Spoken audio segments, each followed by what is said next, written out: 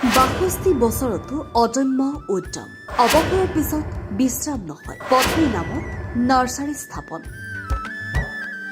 সেউজীয়া অসম গঢ়াৰ লক্ষ্যৰে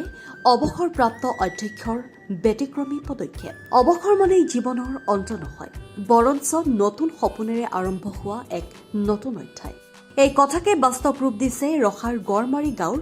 বাহা কাবাৰী উচ্চতৰ মাধ্যমিক বিদ্যালয়ৰ অৱসৰপ্ৰাপ্ত অধ্যক্ষ নিকুঞ্জ মোহন কলিতাই শিক্ষকতা জীৱনৰ দীঘলীয়া দায়িত্ব সফলতাৰে সম্পূৰ্ণ কৰাৰ পিছত ৬২ বছৰ বয়সত তেওঁ বাছি লৈছে এক ব্যতিক্ৰমী পথ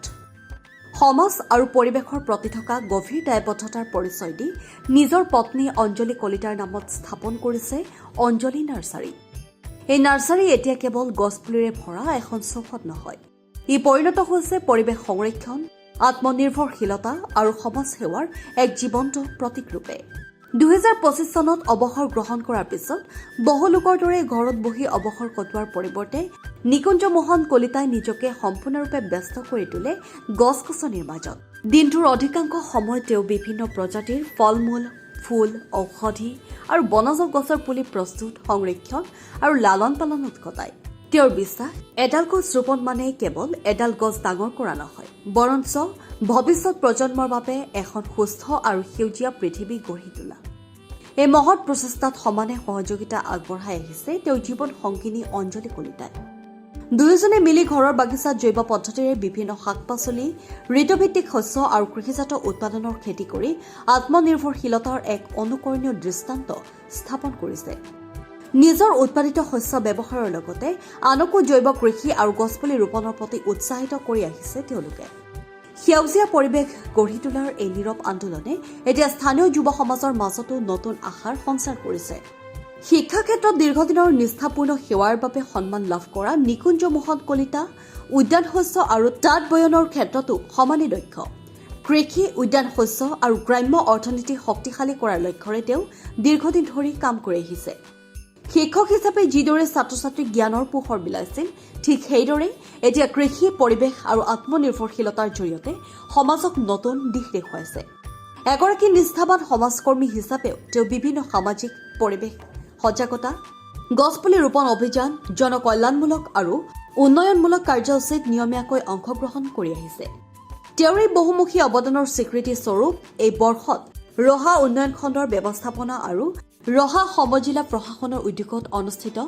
জনকল্যাণ শিবিৰত উপস্থিত থাকি নগাঁও জিলাৰ আয়ুক্তৰ হাতৰ পৰা লাভ কৰিবলৈ সক্ষম হৈছে এক সন্মানীয় প্ৰশংসাপত্ৰ শিক্ষক হিচাপে জীৱনৰ এটা অধ্যায় সফলতাৰে সম্পূৰ্ণ কৰাৰ পিছতো সমাজৰ বাবে তেওঁৰ কৰ্মযোগ্যত থমকি ৰোৱা নাই বৰঞ্চ গছপুলি কৃষি পৰিৱেশ সংৰক্ষণ আৰু সমাজ সেৱাৰ জৰিয়তে তেওঁ লিখি আছে জীৱনৰ এক নতুন ইতিহাস নিকুঞ্জ মোহন কলিতাৰ এই ব্যতিক্ৰমী পদক্ষেপে স্পষ্টকৈ বুজাই দিয়ে অৱসৰ জীৱনৰ শেষ অধ্যায় নহয় ই হৈছে নতুন লক্ষ্য নতুন সপোন আৰু সমাজৰ বাবে নতুনকৈ কিছু কৰাৰ এক অপূৰ্ব সুযোগ মই নিকুঞ্জ মোহন কলিতা 2024 30 ছেপ্টেম্বৰত অৱসৰ ল'লোঁ মই এখন হায়াৰ ছেকেণ্ডেৰী প্ৰিন্সিপাল হিচাপে অৱসৰ লৈছোঁ অৱসৰৰ পিছত এনেই মানে সময়টো মোৰ অসুবিধা লাগিলে তাৰপিছত আগৰ যিটো এটা ভাবিছিলোঁ যে কিবা এখন মই কাম কৰোঁ নেকি কি কৰোঁ কি নকৰোঁ এনেকুৱা এটা চিন্তা আছিলে তথাপি 25 চনৰ 5 জুনৰ আগতে আমাৰ প্ৰিপেৰেশ্যন আছিলে যে আমি বিশ্ব পৰিৱেশ দিৱসৰ লগত সংগতি ৰাখি সৰুকৈ মোৰ চোতালত 3 কঠামান মাটি আছে মই নাৰ্চাৰী এখনেই বনাম সেই দিনাৰ পৰা আৰম্ভ কৰি এই আপোনালোকে দেখা এইখিনি কাম আমি আৰম্ভ কৰিছোঁ আৰু মোৰ উদ্দেশ্য আছিল যে বিশ্ব পৰিৱেশ দিৱসৰ লগত সংগতি ৰাখি মানুহে গছপুলি ৰুৱে মই বোলো অন্ততঃ আজি মই নিম পুলি বনাইছোঁ 200মান বিভিন্ন ধৰণৰ গছপুলি নিজে গুটি আনি লগাইছোঁ মই যোৱা বছৰ প্ৰায় 500মান নিম পুলি মই ৰাইজক দিছোঁ কম মূল্যতে মই ভাবিছোঁ যে 500 নিম পুলি আমাৰ ৰহা অঞ্চলৰ ভিতৰত বা নিছে তাৰ অন্তত 100 গছপুলি বাচিব 500 পুলি মই বেচিছোঁ উদ্দেশ্য অন্তত 100 গছপুলি অন্তত আমাৰ ৰহা সমষ্টিটোৰ ভিতৰত থাকিব আৰু তেনেকুৱাকৈ মই গছ-গছনিবিলাক মই পুলি বিভিন্ন ঠাইৰ পৰা চিডছ আনি মই ব্যৱস্থা কৰিছোঁ বিভিন্ন ধৰণৰ তামোলৰ পুলি, নাৰিকলৰ পুলি, ফুলৰ পুলি আনি মই তেনেধৰণৰ আমি দুয়োৱে এইখিনি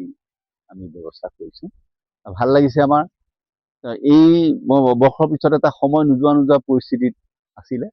কিন্তু কামখিনি কৰি থাকোঁতে মই দুখ ভাগৰো পাহৰোঁ, মই ৰিটায়াৰ হৈছোঁ যে সেই কথাখিনিও পাহৰোঁ। বিভিন্ন ধৰণৰ মানুহ আহি মোৰ লগত এটা যোগসূত্ৰ স্থাপন কৰে, দুআষাৰ কথা বচন হয়, সেইটোৱে মই শান্তি পাওঁ। পইচা কিমানখিনি পাইছোঁ দিছ ইজ নট আৱাৰ লোকাৰ, কিন্তু আমি কিবা এটা পৰিৱেশ পাইছোঁ, যিটো পৰিৱেশত মই অন্তত কৰ্ম সংস্থাপন পোৱাৰ নিচিনাই অনুভৱ কৰিছোঁ। আৰু আশা ৰাখিছোঁ যে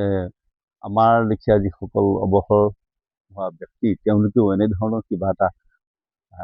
ব্যৱস্থা কৰি, যাৰ সুবিধা আছে বহুলভাৱে কৰিও উপকৃত হ'ব, নিজেও আৰ্থিকভাৱে কিছু পাব আৰু সমাজখনলৈ বা পৰিৱেশলৈ কিছু বৰঙণি আগবঢ়াব পাৰিব। নিউজ ডেস্ক ৰিপৰ্ট, অংকুৰিত অসম।